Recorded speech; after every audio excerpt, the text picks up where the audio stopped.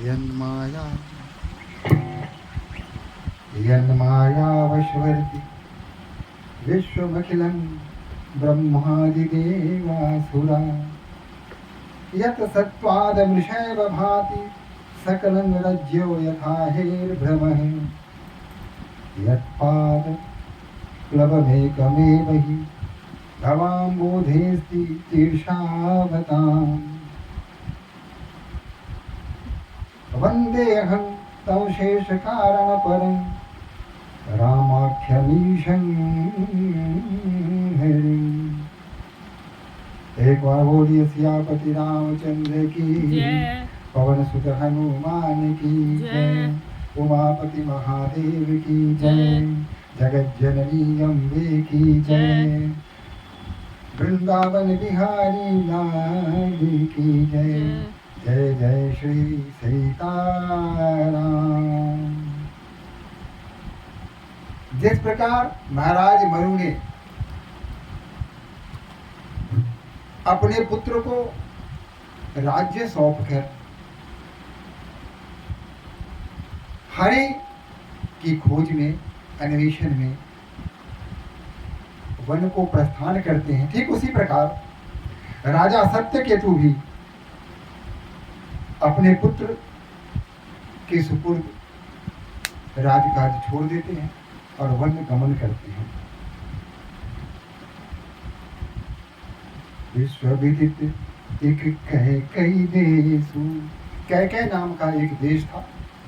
सत्यकेतु तह बसई नरेशु, और वहां सत्यकेतु नाम का एक राजा राज्य करता था जो बड़ा धर्मनिष्ठ था। परम धुरंधर नीति निधाना, नीति निधान में बहुत ही धुरंधर थे। तेज प्रतापशील बनवाना, उनमें तेजस्विता थी, बड़े प्रतापी राजा थे, बलवान भी थे। तेहि के भई जुगल सुत वीरा, उनके दो पुत्र हुए जो दोनों वीर थे। सब सुन धाम महा रणधीरा, जो बड़े वीर थे, प्रतापी थे, युद्ध क्षेत्र के विजेता थे, जहां जाते थे वहां विजय प्राप्त कर लेने की क्षमता उनमें थी।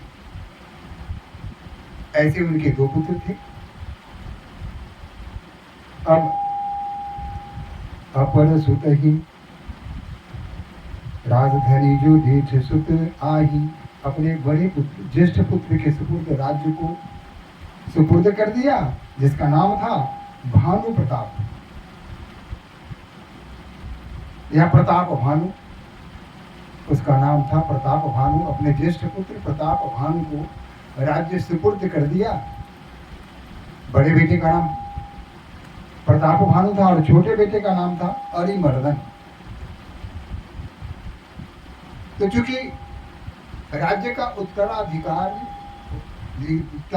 वही होता है जो पुत्र ज्येष्ठ होता है, बड़ा होता है। जैसे भगवान राम सबसे बड़े थे, उत्तराधिकारी उन्हीं को घोषित किया गया, युवराज उन्हें ही बनाया गया। ये हमारे सनातन की परंपरा है। जो ज्येष्ठ पुत्र होते हैं वही उत्तराधिकारी होते हैं। कालांतर में भी यही परंपरा चलती रही, उस समय भी यही परंपरा चली।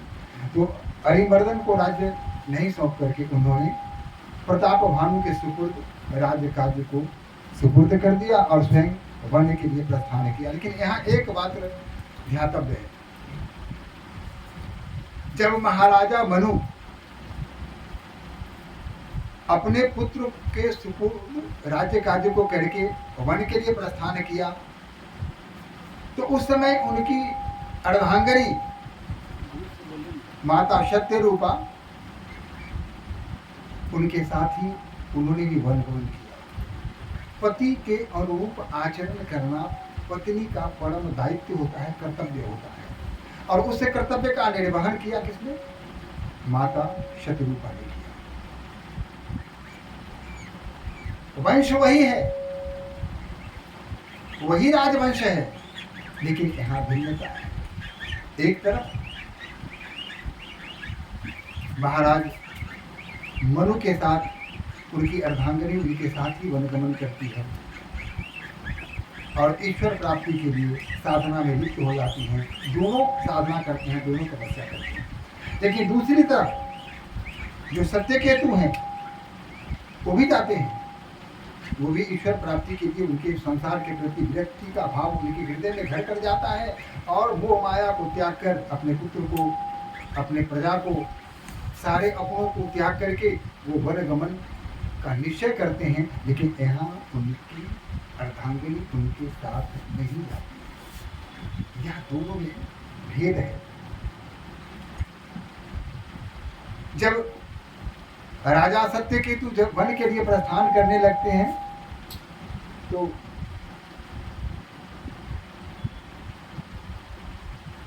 जब प्रताप रवि भय गुण फिरी दोराई देश, प्रजापाल अति वेद विधि कतहु नहीं अघलेश। ये दूसरी बात है कि जब प्रताप भानु राजा हुए तो उन्होंने बड़े ढंग से वेद के अनुसार, शास्त्र के अनुसार, नीति के अनुसार राज्य कार्य का संभालन किया, संचालन करना प्रारंभ कर दिया। उनके भी शासन काल में कहीं किसी को कोई क्लेश नहीं था, कोई दुख नहीं था, सर्वत्र शांति थी, सर्वत्र खुशहाली थी, इसमें कोई संदेह नहीं। लेकिन यहाँ एक बात है कि जब राजा सत्यकेतु वनगमन करने लगे तो उनकी पत्नी उनका साथ देने के लिए पीछे हट गई, वो उनके साथ नहीं गई। यहाँ उनके मन में सांसारिक सुखों के प्रति जो लगाव था, राजमाता बनने की जो इच्छा बलवती उनके हृदय में थी, उस इच्छा ने यहाँ अपने पति का साथ न देने का निर्णय लिया। यानी राजा सत्यकेतु वन गए लेकिन अकेले गए, वहां उनकी पत्नी उनके साथ नहीं गई। खैर वन गए। हमारे गोस्वामी तुलसीदास जी इसके आगे की कथा उनके संबंध में विशेष कुछ नहीं कहते हैं, लेकिन ये कहा कि जो धर्मनिष्ठ थे ईश्वर प्राप्ति के लिए अपने जीवन को उन्होंने पूरी तरह से समर्पण कर दिया और वन गमन कर गए और जीवन को यज्ञ जब तब इसमें उन्होंने बिताना प्रारंभ कर दिया। इधर प्रताप रवि, एक बात और है, भेद देखिए कि कितना अंतर हो जाता है। जब मरु महाराज वन प्रस्थान के लिए निर्णय लिया तो उन्होंने अपने पुत्र के सुपुर्द राज्य को करना चाहा, तो उनके पुत्र ने कहा कि मैं राजा बनना नहीं चाहता, आप ही राजकाज संभालिए। यानी उनके पुत्र के हृदय में राज्य के प्रति या सत्ता के प्रति या भोग के प्रति किसी प्रकार की इच्छा शेष नहीं थी। लेकिन दूसरी ओर देखें कि जब सत्यकेतु वनगमन करने लगे तो नौतु उनकी अर्धांगिनी ने उनका साथ दिया और दूसरी ओर उनका पुत्र प्रताप रवि मानो पहले से ही तैयार था कि पिता को बन जाए और उनके राज्य का भी प्राप्त हो जाए। इसने कोई विरोध नहीं किया।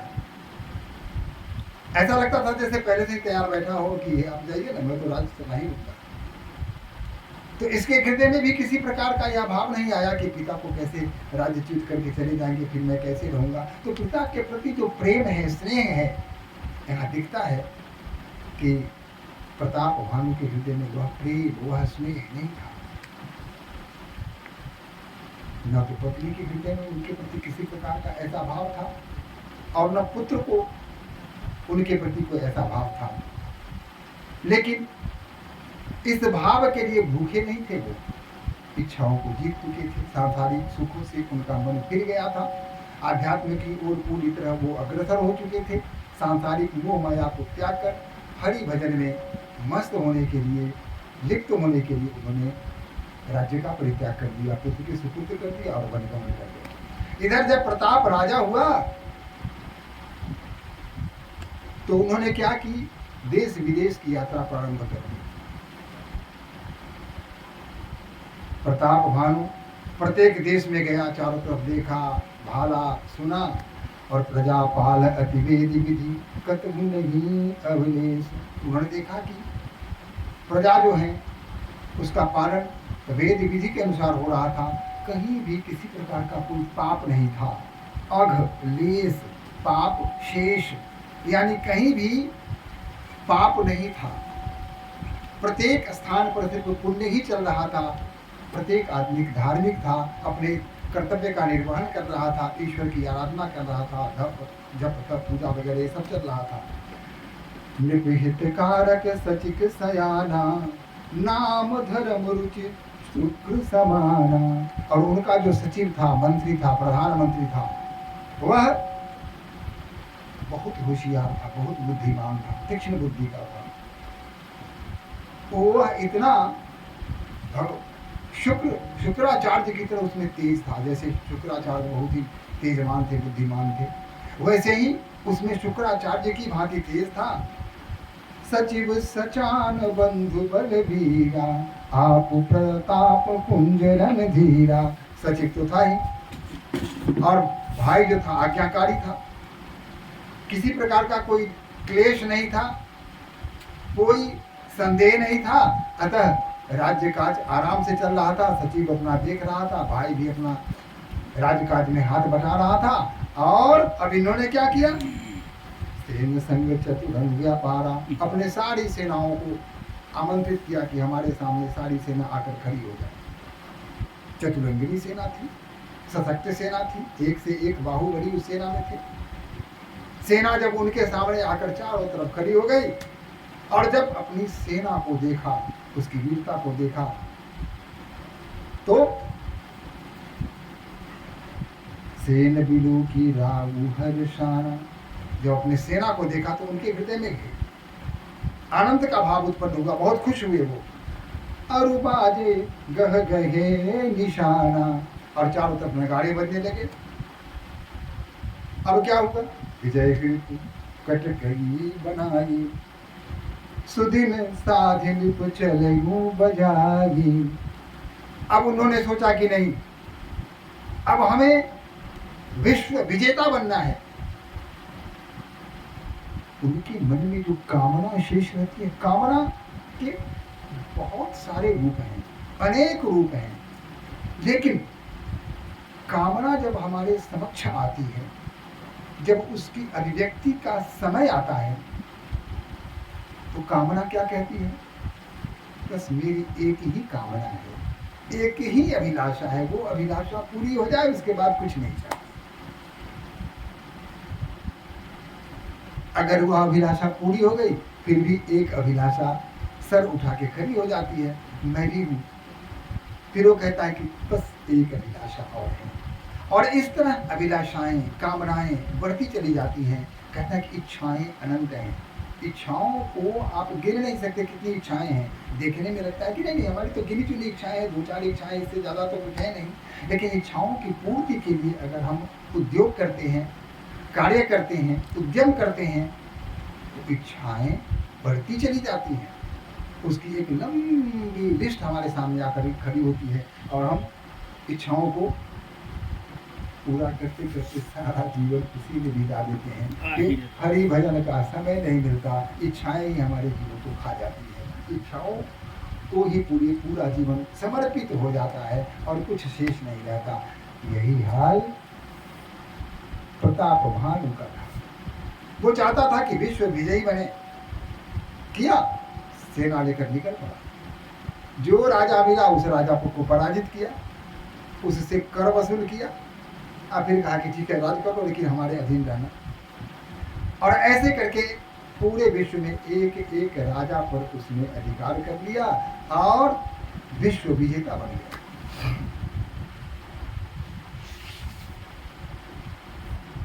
हालांकि राज्य में प्रजा के प्रति जो उसका दायित्व था, उसमें किसी प्रकार की कमी नहीं आई।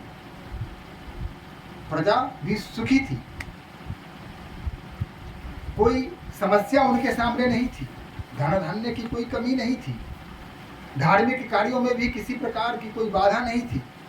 यज्ञ तप यज्ञ सब हो रहे थे, चारों तरफ धार्मिक वातावरण हो रहा था।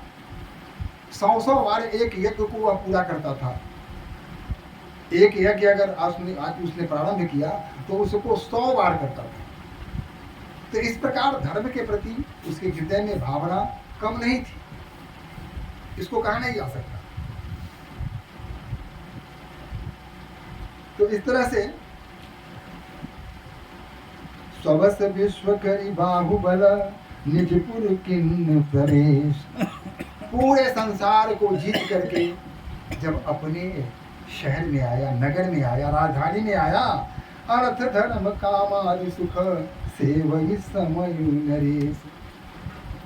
तो धर्म अर्थ काम ये सारे सुखों का उसने खूब उपयोग किया। भूप प्रताप भानुबल पाई, काम धेनु भय भूमि सुहाई। जब तक प्रताप भानु उसके शासन काल में भूमि भी उपजाऊ थी, क्योंकि धार्मिक कार्य हुआ करते थे। जब यज्ञ हुआ करते थे तो धर्म उसकी जो धुआं, हाँ, वह जब चारों तरफ फैलती थी तो वातावरण पवित्र हो जाया करता था और धरती भी प्रसन्न हो जाया करती थी। अतः जिस तरह कल्प वृक्ष के सामने सिर्फ अपनी कामना आप कहें और वह तुरंत पूरी हो जाती थी, उसी प्रकार प्रताप भानु के राज्य काल में जो धरती थी वो खूब अन्न देती थी, समृद्धि प्रदान करती थी, फल फूल धन धान्य किसी चीज की कमी नहीं थी। चारों तरफ सब कुछ आनंद आनंद में था। सचिव धर्म रुचि हरिपद प्रीति, और उसका धर्म रुचि, उसका जो सचिव था धर्म के प्रति उसकी रुचि थी और भगवान के प्रति परम प्रीति थी, अगाध प्रेम था, ईश्वर के प्रति आस्था थी। नृपहित हेतु सिखब नित रीति, अपने राजा को रोज नए नए नीति बताया करता था कि कैसे प्रजा का पालन किया जाए, कैसा उनके साथ संबंध किया जाए, कैसे राज्य कार्य किया जाए, कैसे मंत्री वगैरह किसके प्रति क्या कर्तव्य है, इन सारी चीज़ों का उल्लेख वह बार बार किया करता था और उसकी इन बातों को प्रताप भानु मानता था। तो सर्वत्र शांति थी इसी कारण। गुरु सुर संत पितर मही देवा, करई सदा निप सबके सेवा।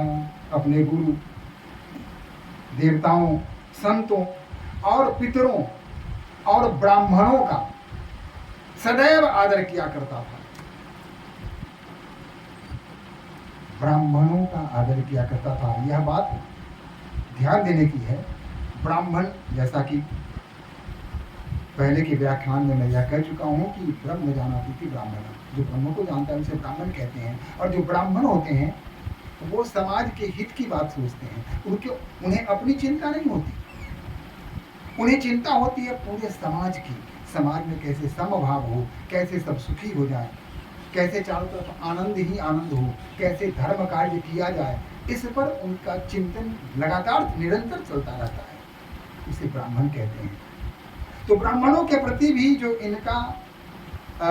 इनकी आस्था थी, इनका विचार था, वो बड़ा ही शुभ था। यानी सुर, यानी देवताओं, यानी धर्म काज, जप तप, यत्र तत्र सर्वत्र यह काम चलता था। सभी अपने अपने कर्तव्य में लगे हुए थे। प्रति व्यक्ति अपने कर्तव्य का निर्वहन करता था और किसी प्रकार की कमी नहीं थी। नाना बापी कूप तरागा, सुमन बाटिका सुंदर बागा, विप्र भमन सुरभित सुहाए, सब तीर्थ विचित्र बनाए। जितने भी जगह जगह पर उन्होंने क्या किया, बावड़ी बनवाई, बावड़ी तालाब, छोटे छोटे तालाब बनवाए, मंदिर बनवाए, संतों के रहने के लिए घर बनवाए, सज्जनों के लिए सुविधाएं जुटाई और देवताओं के लिए घर बनवाए, यानी मंदिर का निर्माण किया। एक तरह जितने भी वहाँ तीर्थ स्थल थे उन तीर्थ स्थलों का पुनर्निर्माण किया, जीर्णोद्धार किया और वहाँ नए नए मंदिर बनवाए, नई नई सुविधाएं वहाँ उपस्थित की, ताकि वहाँ जो दर्शनार्थी आते हैं उन्हें किसी प्रकार का कोई कष्ट न हो। ये सारे काम उन्होंने किए। जह लग कहे पुराण श्रुति, एक एक सब जाग, 12 सहस्र सहस्र निप किए सहित अनुराग, हृदय न कछु फल अनुसंधाना, भूप विवेकी परम सुजाना, करेगी जो धर्म कर्म मन सानी, वासुदेव अर्पित लिप ज्ञानी। वही बर बाजी बार एक राजा, मृगया कर सब सारी समाजा। विद्यांचल गंभीर बन गयु, मृग पुनीत बहु भारत मारत गयु। शिकार खेलने का राजाओं का शौक होता है। राजा है तो शिकार खेलेंगे, राजकुमार है तो शिकार पर जाएंगे। तो राजा भी शिकार पर जाते थे, यत्र तत्र शिकार पर जाते थे, शिकार करके लाते थे, मृगों का शिकार करते थे, बड़े खुश होते थे। इस बार भी राजा शिकार खेलने के लिए निकले और गए कहाँ? विंध्याचल के जंगलों में, पहाड़ियों में चले गए। जो घना जंगल था, विंध्याचल के पहाड़ियों में शिकार खेलने के लिए वो चले गए। दिन भर आखेट किया, घूमते फिरते में फिरते विपिन नृप दीख बराहु। शिकार की खोज में घूमते घूमते अचानक उन्हें एक बराह दिखा। जनु बन दूरेगु ससे ही ग्रसिराहु। और बराह की सुंदरता क्या थी? बराह के जो दांत होते हैं, जंगली जो सुअर होते हैं, उनके दांत बड़े चमकीले होते हैं और सामने की तरफ उनके दांत निकले हुए होते हैं। तो जब राजा ने बराह को देखा तो ऐसा लगा जैसे चंद्रमा को राहु ने ग्रस लिया हो, लेकिन वह उसको निगल नहीं पा रहा हो और वो उसे छोड़ भी नहीं रहा है। कुछ ऐसा लगा। वैसे ही जब उस बराह को राजा ने देखा तो उसको लगा, तुलना की चंद्रमा और राहु से, कि मानो राहु चंद्रमा को अपने मुंह में दबाए हुए है, निगलने का प्रयास कर रहा है, निगल नहीं पा रहा है, लेकिन उसे छोड़ना भी नहीं चाहता है। देखा उसे, बड़ विधु नहीं समात मुख माही। चंद्रमा का आकार बड़ा होने के बाद उसके मुंह में घुस नहीं रहा था, समा नहीं रहा था। मन हूँ क्रोध बस उगिलत नाही, लेकिन चाहता है कि अरे नहीं घुसेगा मुंह में। उसको क्रोध आ रहा है, जैसे बड़ा को, राहु को क्रोध आ रहा है कि मेरे मुंह में घुस क्यों नहीं रहा है, मैं उसको खा क्यों नहीं पा रहा हूँ, और अपनी विवशता पर उसे क्रोध आ रहा है। ऐसा राजा को लगा कि ये बड़ा जैसे चंद्रमा को राहु ग्रस लेता है और उस चंद्रमा को निगलने का प्रयास करता है, लेकिन चंद्रमा का आकार बड़ा होने के कारण उसे निगल नहीं पाता है और इसीलिए राहु क्रोधित हो जाता है, अपनी अक्षमता पर क्रोधित हो जाता है। वैसा ही दृश्य उस बड़ा को देख करके राजा प्रताप भानु के हृदय में हुआ। कोल कराल दसन छवि गाई, तनु विशाल पीवर अधिकारी। गुरु घुरात है औरों पाई, चकित बिलोकत कान उठाई। बड़ा कैसा था? चारों तरफ देख रहा था, कान उठाए हुए है और चारों तरफ चौकन्ना होकर के देख रहा है, स्थिति को समझने का प्रयास कर रहा है कि आखिर है क्या। नील महेश्वर शिखर सम देखी विशाल बराहु, चपरी चले वो हे सुटुकी निभ हाकी में निवाहु। जब बड़ा को राजा ने देखा, कहा कि अच्छा तो शिकार तो सामने खड़ा है, इसका शिकार करेंगे तो आनंद आ जाएगा। फिर क्या था, घोड़े पर सवार थे ही, घोड़े का रुख कर दिया बड़ा के पीछे। अब आगे आगे बड़ा भाग रहा है, पीछे पीछे प्रताप भानु उसको खदेड़ रहे हैं। जब भी वो तीर चलाते हैं तो बड़ा क्या करता है, फट से किसी झुरमुट में घुस जाता है। और जब झुरमुट के पास जाते हैं राजा, तो झुरमुट से निकल के फिर आगे भाग जाता है। यह खेल चलता रहा। पूर्वाह्न में आए थे, मध्याह्न बीत गया, उत्तरायण शुरू हो गया। प्रातः आए थे, दोपहरिया खोज में ही लग गई और देखते देखते संध्या हो गई।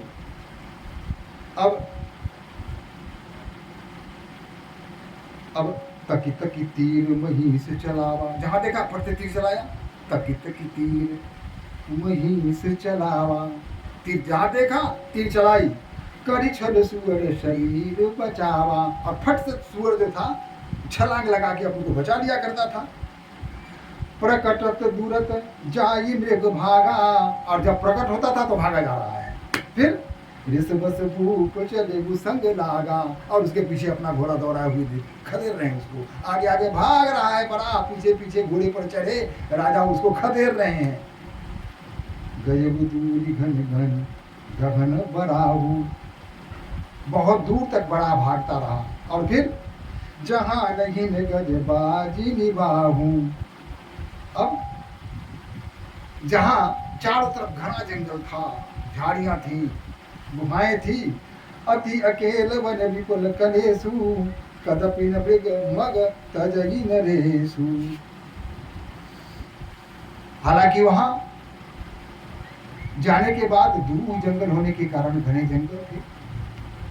संध्या, सूर्य अस्तांचल की ओर बढ़ चुके थे, धीरे धीरे संध्या होने को आ रही थी। फिर भी फूल बिलू को भूत बरधीरा, भागई पैठ गिरी गुहा गंभीरा। राजा के भय से बड़ा ने क्या किया, एक गुफा में घुस गया। अब राजा गुफा के द्वार पर आए। अब गुफा में घुस गया तो गुफा में राजा कैसे घुसे, बड़ा तो घुस गया, राजा कैसे घुसे। अब वहां राजा को समस्या आ गई। अब जब वो वहां गए राजा, तो क्या हुआ, अंधेरा बढ़ गया। अगम देखी अति पछताने, फिर वो महावन पर वो बुलाई।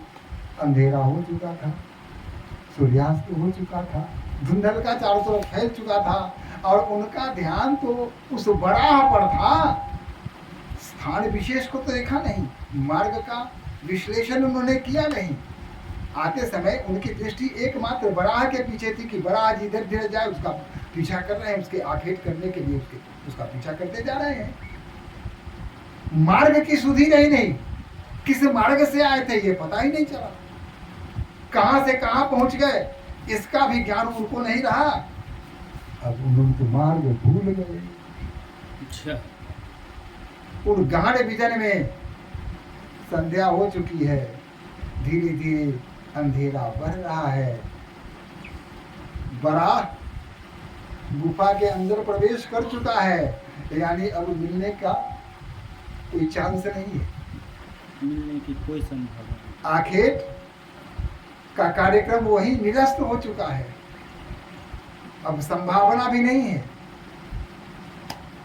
तब होश आया कि मैं कहाँ हूं, तो देखा कि ये तो विचित्र जगह आ गया, ऐसे स्थान पर आ गया जहां का मुझे कोई ज्ञान ही नहीं है।